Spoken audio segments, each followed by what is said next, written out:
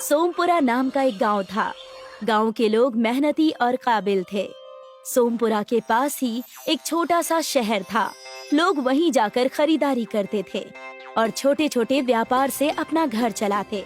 सोमपुरा गांव शहर से करीब होने के कारण सोमपुरा गांव के लोग शहर के रंग में ढल चुके थे। उसी गांव में जग्गा नाम के एक व्यक्ति थे। उनकी उम्र 100 साल की थी। वो शांति पूर्वक और साधारण जीवन बिता रहे थे। कहने के लिए तो उनकी उम्र 100 साल की थी, लेकिन जग्गा को देखकर कोई कह नहीं सकता था कि उनकी उम्र 100 साल की है।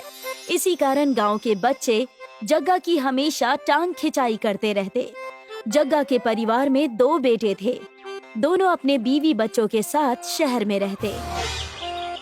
ओए संदीप, वो देख, वहाँ से जग्गा काका आ रहे हैं। ये बहुत ही पुराने हैं, पुरानी दिल्ली से भी पुराने। हाँ, सोमपुरा गांव के सबसे पुराने खिलाड़ी हैं। जब ये 55 के थे तब हमारे पापा भी बचपन में थे। क्यों जवानों, कैसी है तुम्हारी तबीयत अभी? कहीं तुम्हारी कमर तो नहीं लचकी ना? मेरी कमर अब ठीक है, लेकिन आपको मेरी कमर की तकलीफ के बारे में कैसे पता?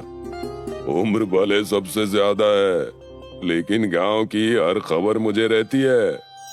इतना कहकर जग्गा मोहन और संदीप को जवाब देकर बाजार चले जाते हैं। इस बुढ़े का सच में कुछ करना होगा। उम्र भले 100 की है, इन्हें मैंने कुछ ही दिन पहले रात को भी किताब पढ़ते हुए देखा है। अरे वो सब छोड़, चल बाजार पिज्जा खाने चलते हैं। जग्गा बाजार जाकर अपने घर की खरीदारी करने लगते हैं। बेटा, मुझे मोटा अनाज, ज्वार, बाजरा और रागी दे देना। घर में मेरे खाने का राशन खत्म हो गया है। जी जग्गा बाबा, मुझे अच्छी तरह याद है। मैं ही तो आपको हमेशा राशन और अनाज देता हूँ। जग्गा वहाँ से मोटा अनाज लेकर जा ही रहे होते हैं कि उसे संदीप और मोहन अपनी बाइक पर मिल जाते हैं और जग्गा से कहते हैं, अरे जग्गा काका, क्या आप वही हमेशा ज्वार और बाजरा लेकर घूमते रहते हैं? आइए हमारे साथ, हम पिज्जा और बर्गर की दुकान पर जा रहे हैं। आ जाइए।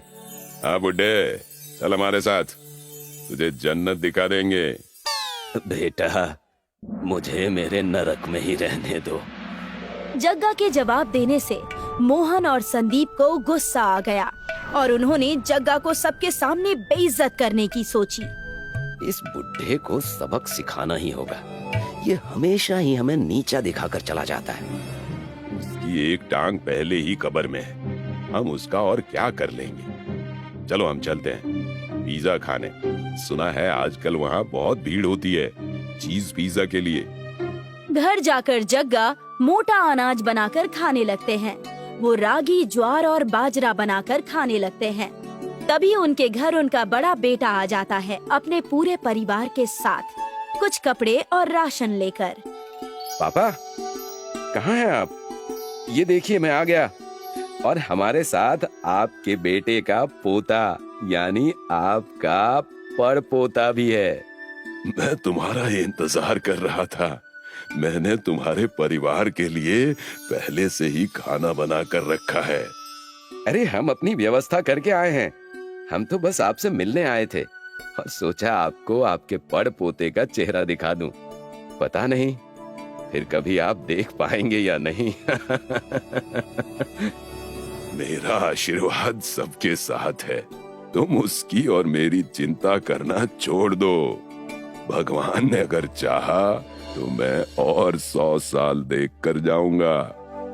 मयूर अपनी पत्नी के साथ आंगन में जाकर बातें करने लगा। देखा भाग्यवान, अभी तक इन्होंने बेड नहीं पकड़ा है। हम हर बार सोचते हैं ये इस ठंडी में नहीं कर पाएंगे, और ये देखो, इन्हें जरा भी ठंड और सर्द का असर नहीं है। हमारे लिए खाना बनाकर हमें खिला रहे हैं। वही तो जी, कब ये परलोक सिधारेंगे और कब हमारे जमीन का बंटवारा होगा। अब तो हमने भी अपने पोते देख लिए और ये अब तक टिके हुए हैं। मयूर और उसकी पत्नी बातें कर ही रहे थे कि जग्गा उन्हें खाना खाने के लिए आवाज लगाते हैं। अरे आ जाओ, मैंने तुम्हारे लिए खाना लगवा दिया है। बाजरे की रोटी और सरसों का साग। ठंड में ये खा लेने से तंदुरुस्ती आएगी, आलस नहीं। लेकिन पिताजी, हम अपना खाना लेकर आए हैं। हमें गांव का टिकाऊ खाना अच्छा नहीं लगता और ये हमारे गले से भी नहीं उतरेगा। वही तुम्हारे नखरे, देशी चिड़िया विदेशी भाषा जैसा हाल। मत खाओ, मुझे क्या, मैं इसे रखकर सुबह खा लूंगा। जग्गा अपना बनाया हुआ मोटा अनाज खाते हैं और उनका परिवार शहर से लाया हुआ पिज्जा और बर्गर खाकर सो जाते हैं। हमेशा की तरह जग्गा सुबह जल्दी उठकर व्यायाम करने लगते हैं, लेकिन मयूर और उसकी पत्नी गहरी नींद में सो रहे थे। तो जग्गा ने मयूर को उठाकर अपने साथ कसरत करने के लिए कहा। चलो उठो मयूर, आ जाओ कसरत करो। तुम भी अब 55 साल के हो गए हो। आ जाओ, अपने शरीर को थोड़ा सा तकलीफ दो। यूं गुब्बारे जैसे फूले रहोगे तो बेड़ा गर्क हो जाएगा। अरे पापा, सोने दीजिए ना।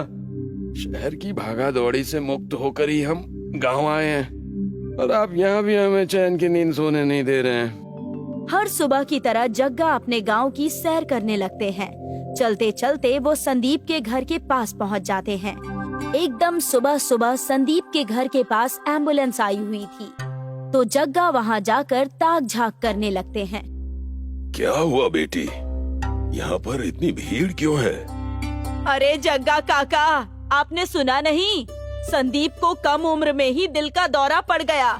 कल रात को ही पास के अस्पताल में भर्ती कराया गया था उसे, और अभी उसे लेकर आए हैं, लेकिन उसकी तबीयत कुछ ठीक मालूम नहीं पड़ रही है। लेकिन संदीप और मोहन कल ही सुबह तो मुझे चौराहे पर मिले थे। ये सब वही बाहर का पिज्जा और बर्गर खाने से हो रहा है। लोगों ने शहरी रंग अपनाकर बहुत ही बड़ी गलती कर दी है। गांव और अपने परिवार की समस्या देखकर जग्गा सहम जाते हैं। जग्गा घर जाकर सारी बातें बताने ही वाले होते हैं कि देखते हैं मयूर और उसकी पत्नी चाय के साथ चीज ब्रेड खा रहे हैं।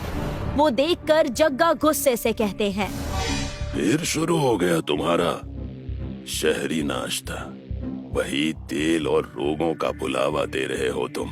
बस पता करो गांव में क्या चल रहा है। संदीप को दिल का दौरा पड़ा है। उसकी उम्र 32 साल की है। बस तुम सबका कुछ नहीं हो सकता। करो जो करना है। उसी वक्त डाकिया डाक लेकर जग्गा के घर पर आता है। जग्गा जी प्रणाम। आपके लिए खुशखबरी आई है। सरकार ने आपके लिए एक कार्यक्रम आयोजित किया है, जिसमें वो लोग आपको सदी का सबसे तंदुरुस्त व्यक्ति कहकर नवाजना चाहते हैं, सम्मान करना चाहते हैं। अरे वाह, ये तो बहुत अच्छी बात है। मैं जरूर इस पते पर अपने परिवार के साथ आऊंगा। जग्गा अपने परिवार और गांव वालों के साथ तंदुरुस्ती का अवार्ड लेने पहुंच जाते हैं। और हमारे बीच मौजूद हैं सदी के सबसे तंदुरुस्त आदमी मिस्टर जग्गा। मिस्टर जग्गा, कृपा करके यहाँ पर आइए और हमारा ये पुरस्कार स्वीकार कीजिए। धन्यवाद, धन्यवाद। मैं बस आप सभी से एक ही विनती करना चाहता हूँ। आप सब भी अपनी सेहत का ध्यान रखिए। मेरी तरह मोटे अनाज का उपयोग कीजिए। जीवन में शरीर ही हमारी असली संपत्ति रहती है। धन्यवाद। जग्गा पुरस्कार लेकर अपने परिवार के साथ गांव में चले जाते हैं। जब जग्गा गांव लौटकर आ रहे होते हैं, तो गांव वाले जग्गा के लिए एक दावत आयोजित करते हैं, जिसमें केवल मोटा अनाज का ही उपयोग होता है। वैसे सच बात है, काका की उम्र 100 साल की हो गई है, लेकिन उन्हें देखकर ऐसा लगता नहीं है। और अभी कुछ साल तो जीने वाले हैं। हमें उनसे सीखना चाहिए और अपनी सेहत का ख्याल रखना चाहिए। पूरा गांव जग्गा के नक्शे कदम पर चलने लगता है और सेहत का ध्यान रखने लगता है। सारे बच्चे मोटा अनाज का सेवन करने लगे और स्वस्थ, तंदुरुस्त और खुशी खुशी रहने लगे।